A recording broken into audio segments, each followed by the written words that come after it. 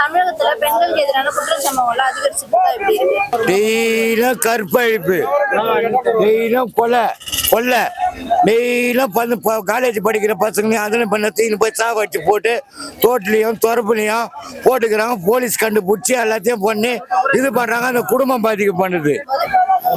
மோத பொருளே வந்து எல்லாம் தான் அடிக்க போதை அடிச்சு தான் அந்த வேலை செய்யறாங்க. டெய்லியும் குற்ற நிகழ்ச்சியில நானே பாக்குறேன். ரொம்ப பேஜராகுது. என் பொண்ணா இருந்தானா அவங்க பொண்ணா இருந்தானா ரொம்ப அட்டகாசம், ரொம்ப அநேயம், ரொம்ப ஆட்சியில ரொம்ப பேஜராகுது. கேப்பாரெல்ல மேப்பாரெல்ல பாதுகாப்பு கூட இல்லை. ரோட்ல ஸ்கூல் படிக்கிற பசங்களுக்கே பயமாக்குது அமிச்சு வைக்கிறதுக்கு. யாருன்னா போய் சொன்னாதான் எடுக்கிறாங்க நடவடிக்கை. இப்போ நானே போய் சொல்லிட்டேன், நானே சொல்றதுக்கு பயமாக்குது. ஏன்னா நான் போய் சொல்றேன், நீ கொலை பண்ணிட்டு வந்து நீயே சொல்றான்னு என்னையே சோதனை பண்ணி காப்பான். சொல்றது புரியுதா? நடவடிக்கை போலீஸ் தான் எடுக்கணும். போலீஸ் பாதுகாப்பு இல்லையா சொல்லு. போலீஸ் பாதுகாப்புனா நைட்ல போடணும், நைட்ல ரேடு போடணும், அரசாங்கம் போடணும். சொல்றது புரியுதா?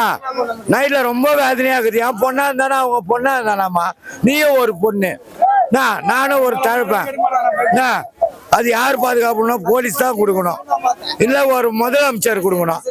எதுக்குமே இல்லாத நடுத்தெருல போற பொண்ணுங்க, நீ தனியா போற ஒரு ரோட்ல தனியா போற போயிட்டு இப்படி போறதுக்குள்ள என்ன ஆகுது? உடனே மழக மருந்து வச்சு அமைக்க தூக்கிட்டு போயிடுறானுங்க ரோட்ல. போன 4 பேர் இருந்தா எனக்கு துணை, 4 பேர் இல்லாத தனியா போனா என்ன பண்ண அந்த பொண்ணு? முதலமைச்சருக்காகலாம் கூட நீங்க வந்து இருக்கிறீங்க பாரு, பேட்டி அடிக்கிறீங்க பாரு, நீங்க போட்டு நாரடிங்க.